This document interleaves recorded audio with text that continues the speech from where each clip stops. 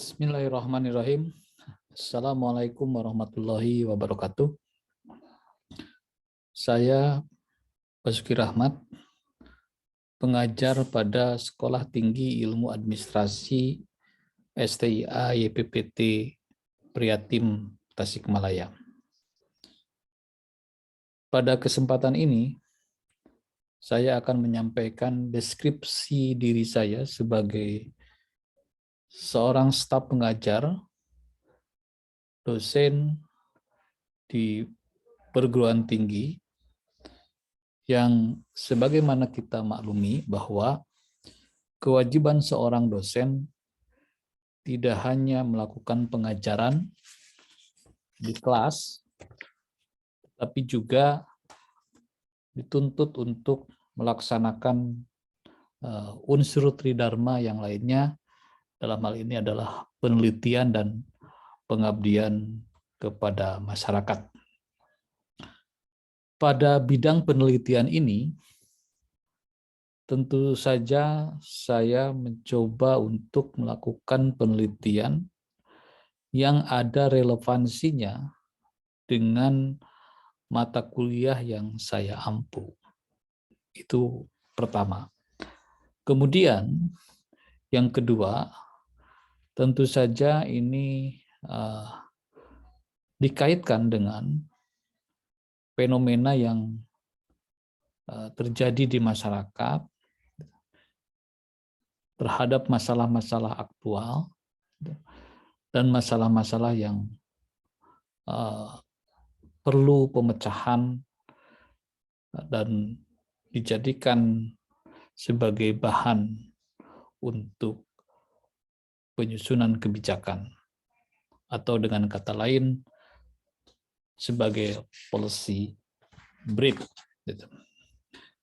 Nah, untuk itu berbagai penelitian yang saya lakukan juga saya publikasikan di berbagai jurnal penelitian dengan maksud untuk bisa disebarluaskan kepada publik.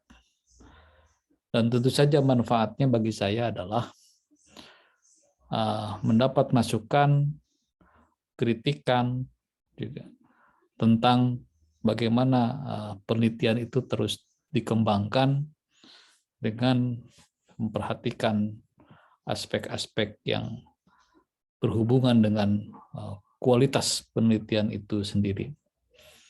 Dan tentu saja saya berharap bahwa penelitian ini atau penelitian yang saya publikasikan itu mendapat respon dari berbagai kalangan, terutama yang terkait, sehingga saya akan terus-menerus mengembangkan diri di dalam konteks penelitian ini. Makna dan kegunaan dari penelitian ini adalah juga untuk memberikan saran-saran, ide dan gagasan, sehingga mampu mengembangkan hasanah keilmuan di satu sisi, dan pada sisi lain adalah pada aspek praksisnya. Jadi bagaimana masyarakat juga merasakan tentang makna atau hasil penelitian yang dilakukan oleh dosen di perguruan tinggi. Nah, berkaitan dengan itu, saya menyampaikan deskripsi ini, terutama dalam bidang penelitian, terkait dengan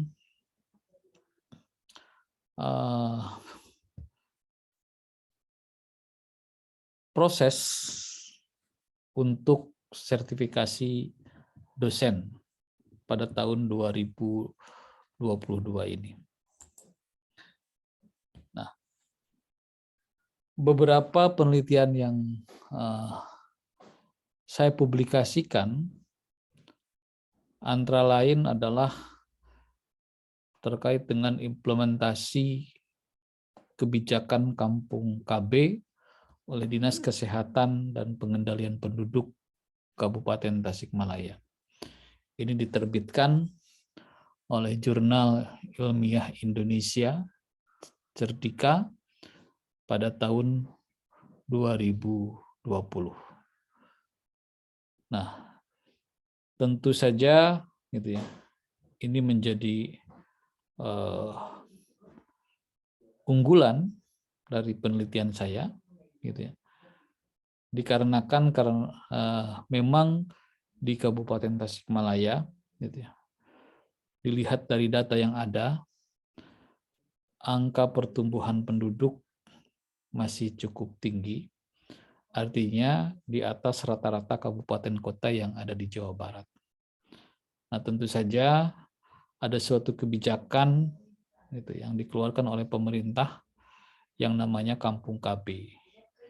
Dan Kampung KB ini, gitu, saya lihat suatu kebijakan yang sangat komprehensif, gitu ya, dan dapat mengendalikan pertumbuhan penduduk. Nah, tentu saja hasil penelitian ini, gitu ya, saya publis, gitu ya. Tapi juga di samping itu saya sampaikan kepada pemerintah daerah. Nah, kemudian penelitian berikutnya yang dimuat di jurnal ARSA, Aqua Research Science and Academic pada tahun 2020, itu berkaitan dengan kebijakan pendidikan dan strategi pembangunan sumber daya manusia di Kabupaten Tasikmalaya. Penelitian ini bertujuan untuk menganalisis tentang implementasi kebijakan bidang pendidikan di Kabupaten Tasikmalaya, di mana ketersediaan tenaga pendidik dan kependidikan serta sarana dan prasarana sekolah yang masih kurang. Salah satunya adalah dari aspek anggaran pendidikan yang bersumber dari APBD yang dirasakan masih kurang. Metode penelitian yang digunakan dalam penelitian itu adalah metode deskriptif. Jenis data dan penelitian ini terdiri daripada data primer, yaitu data yang dikumpulkan dan diolah sendiri oleh peneliti langsung dari subjek atau objek penelitian, dan data sekunder yang didapatkan tidak secara langsung dari objek atau subjek penelitian. Berdasarkan penelitian menunjukkan bahwa kebijakan pendidikan dan strategi pembangunan sumber daya manusia di Kabupaten Tasikmalaya masih rendah. Kurangnya tenaga pendidik dan kependidikan serta sarana dan prasarana yang kurang menjadikan kualitas pendidikan di Kabupaten Tasikmalaya masih rendah. Strategi yang dimiliki oleh pemerintah Kabupaten Tasikmalaya dalam bidang pendidikan dengan meningkatkan pemerataan dan perluasan akses pendidikan yang bermutu. Dan pada kenyataannya, strategi tersebut tidak tercapai dalam upaya meningkatkan dan mengembangkan sumber manusia. Nah, penelitian ini tentu juga erat kaitannya dengan mata kuliah yang saya ampu, yaitu governansi publik, gitu ya, sebagai mata kuliah pengganti yang dulunya adalah pemerintahan daerah dan otonomi daerah.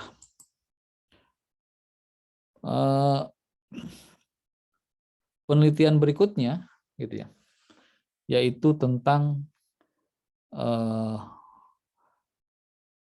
tentu saja ini juga masih bagian dari apa yang tadi saya sampaikan, tapi ini saya tekankan pada aspek publikasinya, gitu ya.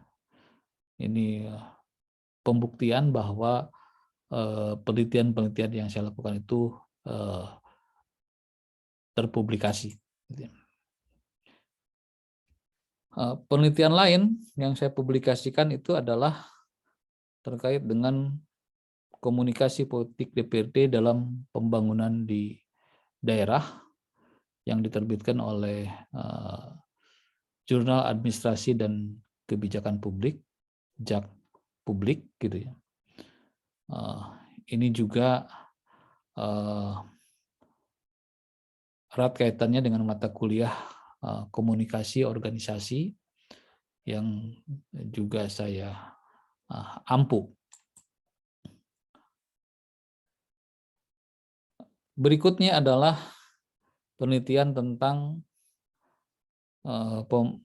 perspektif kebijakan publik tentang pemekaran kelurahan berdasarkan peraturan pemerintah nomor 17 tahun 2018 tentang kecamatan. Studi dalam perencanaan pemekaran kelurahan Kota Baru, Kecamatan Ciberem, Kota Tasikmalaya. Ini juga terpublish di dalam Jurnal Administrasi dan Kebijakan Publik pada tahun 2021. Ini juga masih relevan dengan mata kuliah governansi publik yang saya ampu. Nah,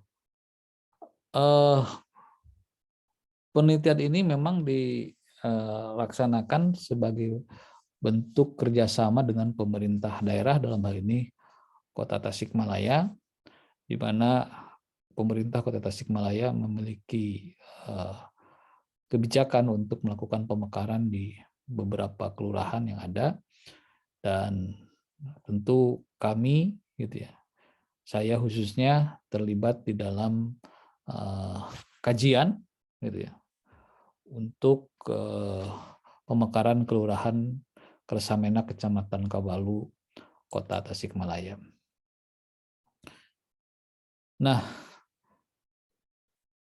selanjutnya barangkali saya juga perlu menyampaikan dalam 2 tahun terakhir ini gitu ya, tentang roadmap penelitian saya gitu ya. Jadi setiap tahun paling tidak 2 atau 3 penelitian gitu ya saya lakukan dalam 2 tahun terakhir gitu ya, dan tentu saja ini penelitian ini saya dedikasikan untuk lembaga saya berada, dalam ini Sekolah Tinggi Ilmu Administrasi YPPT Prihatin Tasikmalaya, serta pemerintahan kota dan pemerintahan Kabupaten Tasikmalaya. Nah, sebenarnya penelitian yang kami unggulkan di samping tadi tentang Kampung KB gitu ya, ini juga terkait dengan komunikasi politik DPRD. Itu mengapa demikian?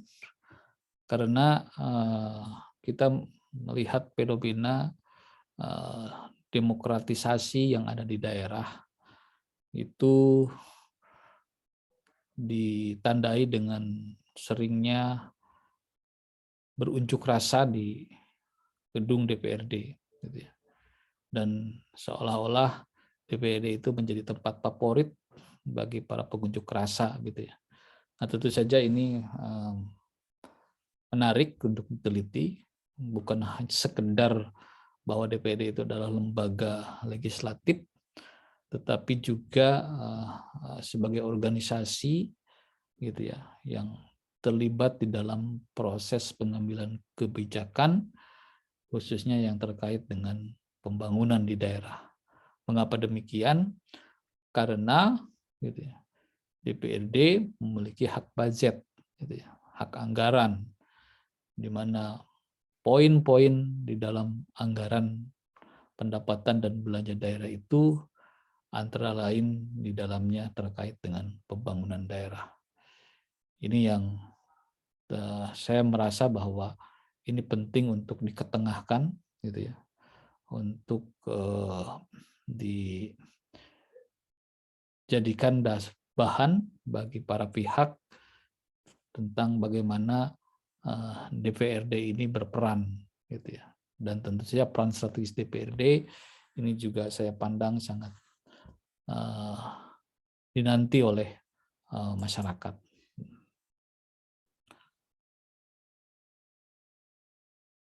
Tentang publikasi, gitu ya, penelitian yang saya lakukan, gitu. Sekali lagi ini tidak terlepas dari bidang ilmu atau disiplin ilmu yang saya geluti, gitu ya. Sejak saya menempuh pendidikan S1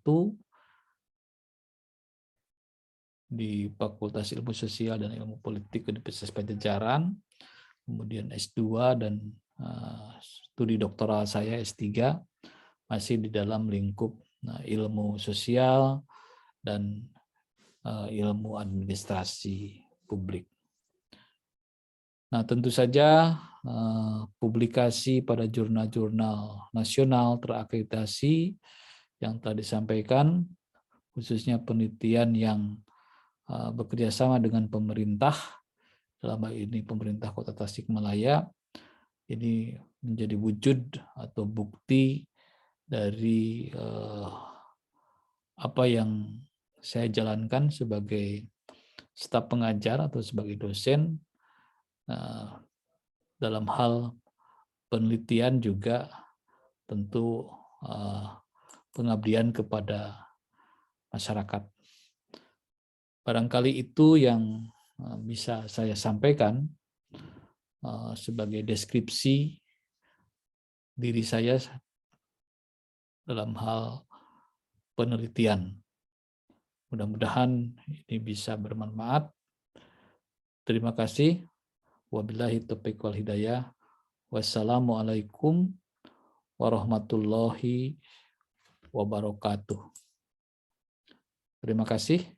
Sekali lagi, alhamdulillahi rabbil alamin.